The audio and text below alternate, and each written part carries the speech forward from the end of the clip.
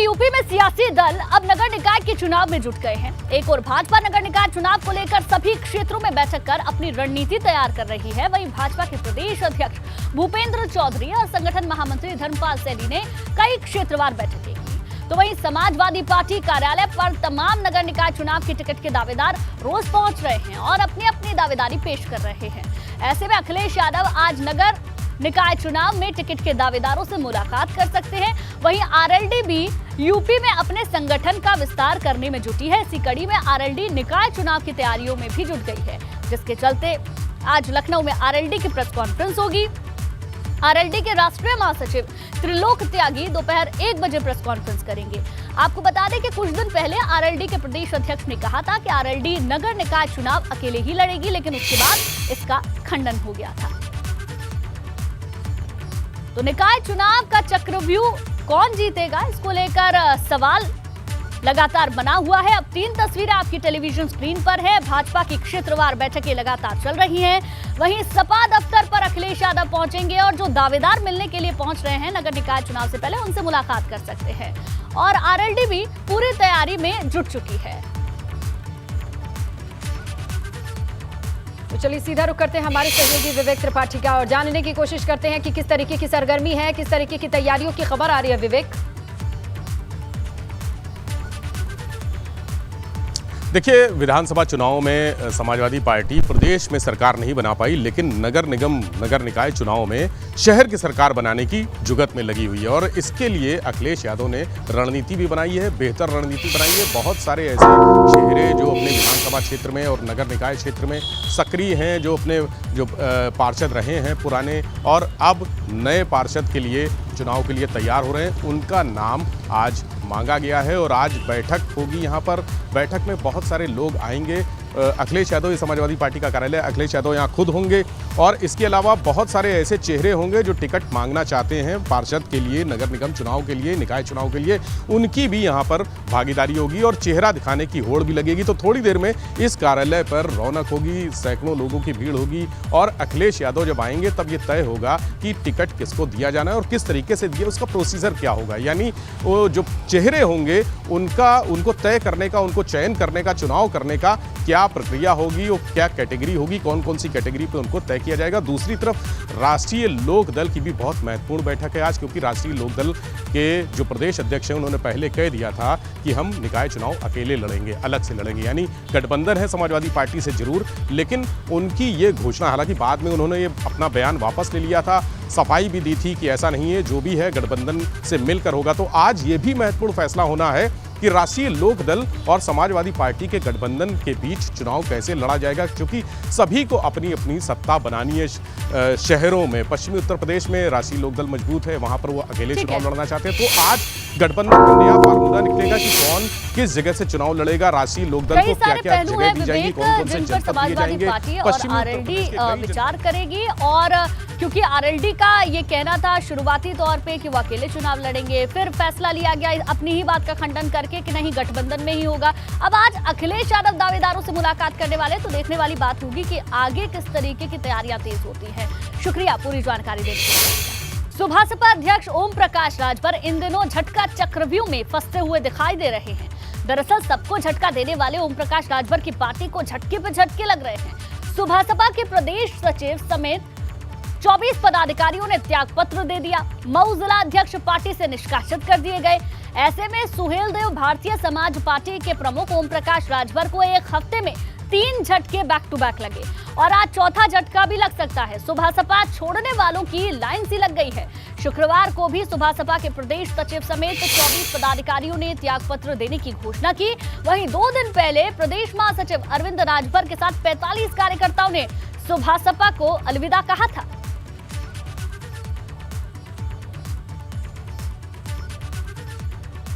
तो सुबह सपा में भागम भाग लगातार जारी है। अब तक 175 नेता सुबह सपा छोड़ चुके हैं। आज कई और नेता पार्टी को छोड़ सकते हैं। राजभर को 3 झटके अभी तक लगातार लग चुके हैं। 5 सितंबर को 30 नेताओं ने इस्तीफा दिया था। उसके बाद 7 सितंबर को 24 पदाधिकारियों ने इस्तीफा दे दिया। 9 सितंबर को, यानी कि 2-2 दिन के गैप में ही अच्छी खासी संख्या में नेताओं ने इस्तीफा दिया। 9 सितंबर को 100 नेताओं ने इस्तीफा दे दिया। राष्ट्रीय उपाध्यक्ष प्रदेश सचिव सुभाष को पहले ही छोड़ चुके हैं। राजभर का आरोप है मेरे खिलाफ साजिश की जा रही है। राजभर ने अखिलेश यादव को सीधे तौर पर इसके लिए जिम्मेदार ठहरा दिया है। तो लगातार सुबह सपा में जो भागम भाग मची हुई है उससे ओम प्रकाश राजभर को लगातार झटका लग रहा है। आमतौर पर ओम प्रकाश राजभर खुद झटका देते हैं, लेकिन इस बार उनकी जो पार्टी है बुरे दौर से गुजर रही है। एक के बाद एक कार्यकर्ताओं और नेताओं के इस्तीफे हो रहे हैं। 5 सितंबर को 30 नेताओं ने इस्तीफा दे दिया, 7 सितंबर को 24 पदाधिकारियों ने इस्तीफा दे दिया, फिर 9 सितंबर को 100 नेताओं ने इस्तीफा दे दिया। राष्ट्रीय उपाध्यक्ष प्रदेश सचिव सुभाष पहले ही छोड़ चुके हैं। ऐसे में बहुत मुश्किल घड़ी से सुभाष गुजर रही है। वहीं अखाड़ा परिषद के अध्यक्ष रहे महंत नरेंद्र गिरी की आज पहली पुण्यतिथि है। इस मौके पर बागंबरी मठ में देश भर के संत महात्माओं और नरेंद्र गिरी के अनुयायियों का जमावड़ा लगेगा। नरेंद्र गिरी की पुण्यतिथि में शामिल होने के लिए देश भर के मठ मंदिरों के महंतों को निमंत्रण भेजा गया है। कार्यक्रम में कई वीवीआईपी मेहमानों के शामिल होने की भी उम्मीद जताई जा रही है। श्रीमठ बागंबरी गद्दी के पीठाधीश्वर बलवीर गिरी ने सत्ता पक्ष और प्रमुख विपक्षी दलों के नेताओं को भी न्योता दिया है। बागंबरी मठ में 15,000 लोगों के भोजन प्रसाद की व्यवस्था की गई है। महंत नरेंद्र गिरी की प्रथम पुण्यतिथि पर उनकी पसंद का भोजन भी तैयार करवाया जाएगा।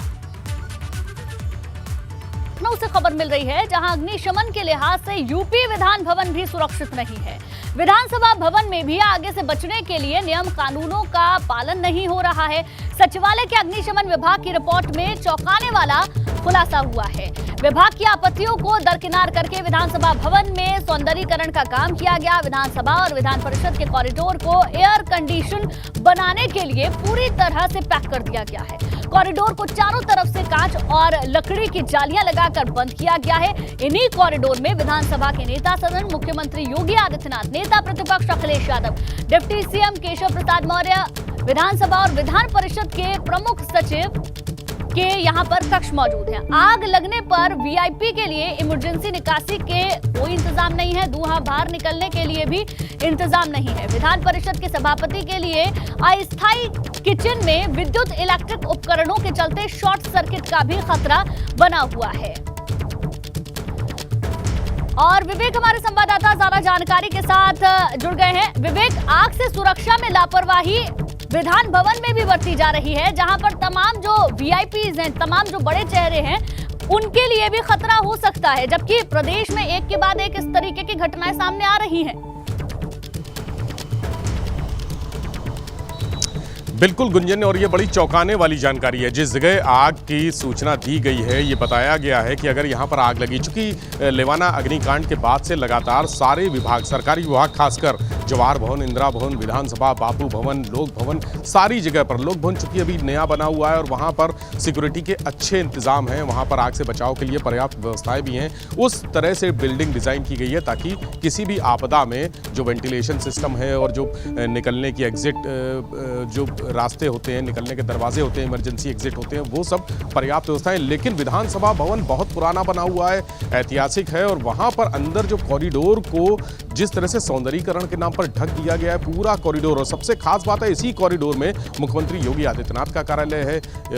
पूर्व मुख्यमंत्री अखिलेश यादव वहाँ बैठते हैं और बहुत सारे बड़े अधिकारी, नेता, मंत्री वहाँ पर बैठते हैं। उस कॉरिडोर को पूरी तरह से पैक कर दिया गया है, यानी अगर जरा सा भी धुआं उठता है तो बाहर निकलने का कोई इंतजाम नहीं है। धुआं निकालने के लिए कोई व्यवस्था है ही नहीं। जो बड़ी बड़ी खिड़कियां थी उनको बंद कर दिया गया है। और कुछ दिनों पहले, यानी हम कहें कि कुछ महीनों पहले, जो अग्निशमन विभाग है, सचिवालय का अपना एक विभाग होता है, सुरक्षा भी उनकी अपनी होती है, अग्निशमन भी सिस्टम पूरा अपना होता है, उस विभाग ने उसका इंस्पेक्शन किया था, पूरे सौंदर्यीकरण का और जो रेनोवेशन काम हुआ था उसका इंस्पेक्शन करके उन्होंने रिपोर्ट दी कि अगर आग लगती है यहाँ पे तो कोई एग्जिट के इंतजाम नहीं है, और वीआईपी यानी वीवीआईपी मुख्यमंत्री अगर फंस जाते हैं तो कैसे वो बाहर निकलेंगे, इसकी भी कोई एक इमरजेंसी एग्जिट की व्यवस्था नहीं बनाई गई है। धुआं निकलने का कोई इंतजाम नहीं है। ये जो खिड़कियां थी, बड़ी बड़ी खिड़कियां थी कॉरिडोर में दोनों तरफ, उनको बंद कर दिया गया है। यानी जो नहीं विवेक, ये तमाम चीजें अब इस रिपोर्ट के जरिए खुलासा भी होगा, लेकिन देखना ये होगा कि सिर्फ ये रिपोर्ट पहुंच जाएगी या सिर्फ ये बातें होंगी या बाकी कोई सख्त कार्रवाई होगी जिसके बाद नजीर पेश हो जाएगी कि एनओसी ऐसे ही नहीं दी जा सकती है। लोगों की जिंदगी का जुड़ा मसला है, इस पर बहुत सख्ती से कार्रवाई होती है या नहीं। यूपी में गैर मान्यता प्राप्त मदरसों का सर्वे आज से शुरू हो रहा है। जिला अल्पसंख्यक कल्याण अधिकारी अपनी टीम के साथ मदरसों में सर्वे करने की शुरुआत करेंगे। इस दौरान प्रशासन और शिक्षा विभाग के अलावा अल्पसंख्यक कल्याण विभाग के लोग भी मौजूद रहेंगे। यूपी के हर जिले में सर्वे कर छात्रों और शिक्षकों की संख्या के साथ ही मदरसों की फंडिंग की जानकारी भी इकट्ठी की जाएगी। शासन ने निर्देश दिया है कि 5 अक्टूबर तक सर्वे का काम पूरा कर 25 अक्टूबर तक शासन को रिपोर्ट भेजी जाए। तो मदरसों में सर्वे का जो अध्याय है, जिसको लेकर काफी बवाल इससे पहले हो चुका है, वो अब शुरू हो चुका है और 5 अक्टूबर तक ये सर्वे जारी रहेगा और 25 अक्टूबर तक शासन को इसको लेकर एक रिपोर्ट भी सौंपनी होगी। गैर मान्यता प्राप्त मदरसों का सर्वे किया जाएगा। इसकी ओर से शासन ने पहले ही निर्देश दे दिए थे, जिसकी शुरुआत आज से हो चुकी है।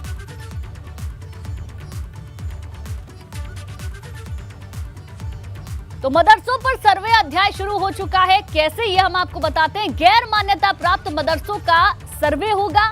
जिला अल्पसंख्यक कल्याण विभाग के अधिकारी ये सर्वे करेंगे। छात्रों शिक्षकों की संख्या कितनी है, इसके बारे में पता लगाया जाएगा। इसके अलावा मदरसों की फंडिंग कहां से हो रही है, क्योंकि इस तरीके की खबरें पहले भी आ चुकी हैं। फंडिंग को लेकर सवाल खड़े हो चुके हैं, तो ये भी सर्वे के दौरान चेक किया जाएगा कि मदरसों में फंडिंग कहां से हो रही है। गैर मान्यता प्राप्त मदरसों का डेटा इकट्ठा किया जाएगा। 25 अक्टूबर तक सर्वे की रिपोर्ट शासन को भी दी जानी है। 5 अक्टूबर तक ये सर्वे चलेगा। मदरसों के सर्वे पर यूपी की राजनीति लगातार गर्म होती हुई नजर आ रही है। मायावती ने सर्वे को मुस्लिमों का शोषण बता दिया है। कल एक ट्वीट सामने आया, जिसके बाद मायावती ने भाजपा सरकार पर सीधे तौर पर निशाना साधा। वहीं ओवैसी सर्वे को छोटा एनआरसी बता चुके हैं। अखिलेश यादव ने भी सर्वे का विरोध किया था। इसके साथ ही जमीयत उलेमा ए हिंद लगातार दिल्ली में बैठकें कर रहा है और इसका विरोध जताया जा रहा है। बिल्कुल गुंजन, ये सारे पॉइंट्स तो हैं, लेकिन आज ये किस तरीके से सर्वे शुरू होगा, क्योंकि अपने आप में एक नए तरीके की चीज है, एक नया टर्म है, टर्मिनोलॉजी है। इसकी जिम्मेदारी किसको किसको कैसे कैसे दी गई है, विवेक जरा डिटेल में समझाएं। स्नेहलता, मदरसों के सर्वों को लेकर ज़रूर पॉलिटिकल लोग और पॉलिटिकल पार्टीज बयान दे रही हैं, विवाद खड़ा हो गया है, लेकिन ये बहुत ज़रूरी है। मदरसे दरअसल एक ऐसा शिक्षा का, एक ऐसा मुस्लिम शिक्षा का एक ऐसा तंत्र है जहां पर ध्यान नहीं दिया जाता है और मुस्लिम समाज में शिक्षा का अभाव भी है और मदरसों को उच्चीकृत करने के लिए ये सर्वे कराया जा रहा है। इसमें सबसे पहले जो आज से शुरू होगा और ये प्रक्रिया करीब 1.5 महीने तक चलेगी। 1.5 महीने के दौरान सर्वे भी होगा और रिपोर्ट तैयार होगी और 25 अक्टूबर को ये रिपोर्ट शासन को सौंपी जाएगी। यानी आज जो सर्वे होना है, इसमें टीम अलग अलग मदरसों में जाएगी। हर जनपद स्तर पर टीमें बनी हैं, टीमें जाएंगी। अल्पसंख्यक कल्याण विभाग के अधिकारी होंगे, जिला प्रशासन के अधिकारी होंगे, समाज कल्याण विभाग के अधिकारी होंगे। ये सब अधिकारी मिलकर जाएंगे और मदरसों का नाम क्या नाम है, कब से बना है मदरसा, कब से स्थापना हुई है, उसमें टीचर कौन कौन से लोग हैं, उन टीचरों की शिक्षा का स्तर क्या है। यानी अगर हम देखें, मदरसे में जो दीनी तालीम होती है, उनको पढ़ाने के लिए बहुत ज़्यादा शिक्षित टीचर भी नहीं होते हैं। 5वीं या 6ठी पास होते हैं, कोई हाई स्कूल पास होता है। बहुत लोग एजुकेटेड होते हैं, बहुत छोटी उनकी शिक्षा का जो दायरा है वो बहुत सीमित होता है। ऐसे में मदरसों में किस तरह की पढ़ाई हो रही है, क्या पढ़ाया जा रहा है, बच्चों को दीनी तालीम के अलावा और कौन सी चीज़ें पढ़ाई जा रही है, मूलभूत सुविधाएं हैं या नहीं, बच्चे में जो बच्चे हैं पढ़ाई कर रहे हैं उनके लिए क्या व्यवस्था है मदरसों में, बैठने की व्यवस्था, वहाँ पर जो साफ़ सफाई है उसके इंतजाम, उनके खाने पीने की क्या व्यवस्था है, पानी खासकर जो कंटामिनेटेड वाटर होता है उसकी कहीं उस वजह से उनकी जो सेहत है वो तो नहीं बिगड़ रही है। ऐसी बहुत सारी जानकारियाँ ली जाएंगी। सबसे महत्वपूर्ण बात है कि मदरसों को फंडिंग कहाँ से हो रही है। देखिए, टेरर फंडिंग का एक टर्म आया था कि टेरर फंडिंग होती है और मदरसों को भी वहीं से फंड मिलता है। तो कौन सी संस्थाएं मदरसों का संचालन कर रही हैं, उनके पास कहां से फंड आ रहा है, किन किन जगहों से, कौन कौन सी संस्थाओं से रुपए और उस पर सर्वे होना है। लेकिन ये बड़ी बात आपने कही, क्योंकि टेरर फंडिंग का जिक्र पहले भी होता रहा है, तो फंडिंग मदरसों को कहां से हो रही है ये जानना बेहद ज्यादा जरूरी है। ठीक है विवेक, आप हमारे साथ बने रहिए, आगे भी आपसे जानकारी लेंगे। आज शिवपाल यादव एक प्रेस कॉन्फ्रेंस करेंगे। सुबह 9:30 बजे शिवपाल यादव की प्रेस कॉन्फ्रेंस है।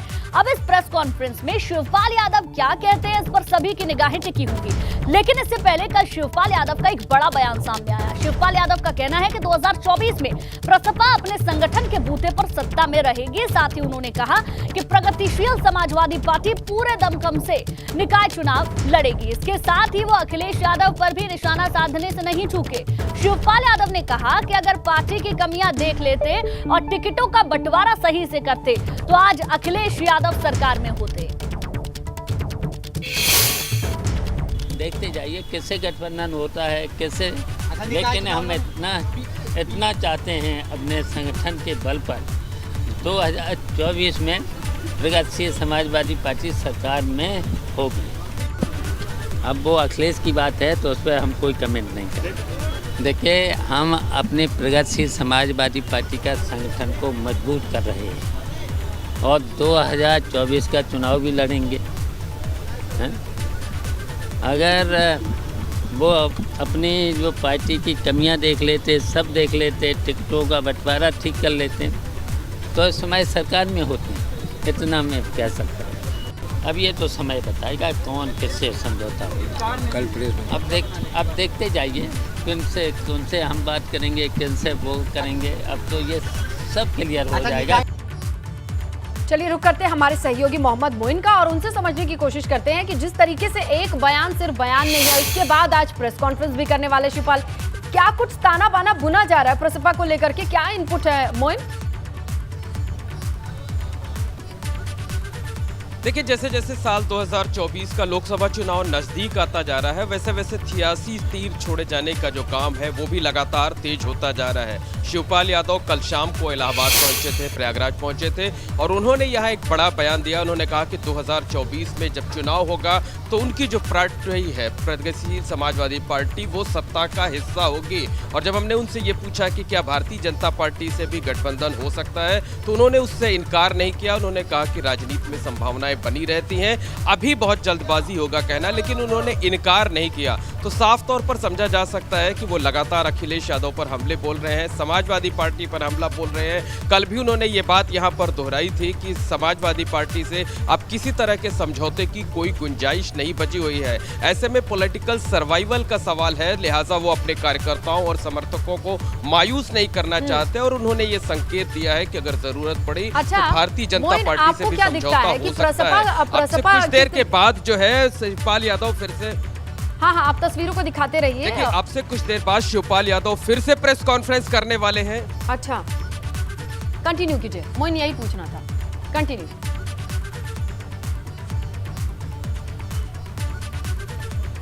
मोइन, आप तक आवाज पहुंच रही है मेरी?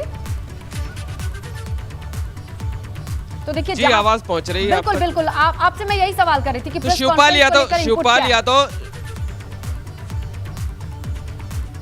देखिए, शिवपाल यादव अब से कुछ देर बाद प्रयागराज में इसी जगह पर फिर से प्रेस कॉन्फ्रेंस करने वाले हैं और देखने वाली बात ये होगी कि रात को उन्होंने जो बात कही थी कि भारतीय जनता पार्टी से भी समझौता हो सकता है, किसी संभावना से कोई इनकार नहीं किया जा सकता है और 2024 में उनकी जो पार्टी है वो सत्ता का हिस्सा होगी। तो क्या उस बात को वो आगे बढ़ाएंगे या आगे नहीं बढ़ाएंगे, या उस पर क्या कुछ कहते हैं? क्योंकि रात को उन्होंने जब ये बयान दिया उसके बाद से राजनीतिक सरगर्मियां जो है वो तेज हो गई थी। तो प्रेस कॉन्फ्रेंस की तैयारी पूरी हो गई है। यहाँ पर जो मीडिया के लोग हैं, जो कार्यकर्ता समर्थक हैं, वो यहाँ जुटने लगे हैं। शिवपाल यादव के आने का इंतजार किया जा रहा है और उम्मीद ये जताई जा रही है कि अगले 15 मिनट के अंदर वो यहाँ पर आ जाएंगे और प्रेस कॉन्फ्रेंस शुरू होगी। उसके बाद देखने वाली बात ये होगी कि भारतीय जनता पार्टी से संभावनाओं को है कि आखिर शिवपाल यादव क्या कहते हैं। 15 मिनट का इंतजार है, लौटेंगे आपके पास भी 15 मिनट बाद। फिलहाल के लिए बहुत बहुत शुक्रिया आपका।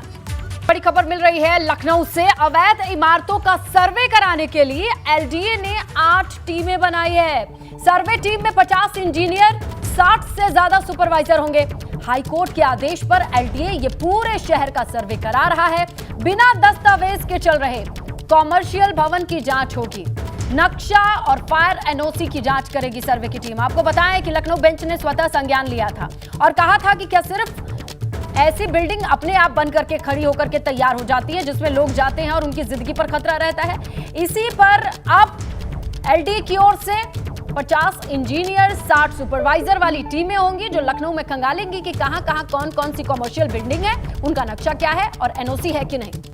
वहीं आज लखीमपुर खीरी के दौरे पर रहेंगे योगी आदित्यनाथ। सुबह 11 बजे गोला गोकर्णनाथ पहुंचेंगे सीएम। दिवंगत भाजपा विधायक अरविंद गिरी के परिवार वालों से भी मुलाकात करेंगे। शोकाकुल परिवार को भी योगी आदित्यनाथ सांत्वना देंगे। तो ये बड़ी जानकारी आपको दे दें, लखीमपुर खीरी का दौरा है योगी आदित्यनाथ का सुबह 11 बजे, यानी कि अब से कुछ ही देर बाद गोला गोकर्णनाथ मुख्यमंत्री पहुंचेंगे। दिवंगत भाजपा विधायक अरविंद गिरी के परिवार वालों से भी मुलाकात करेंगे। शोकाकुल परिवार को सीएम योगी सांत्वना देंगे।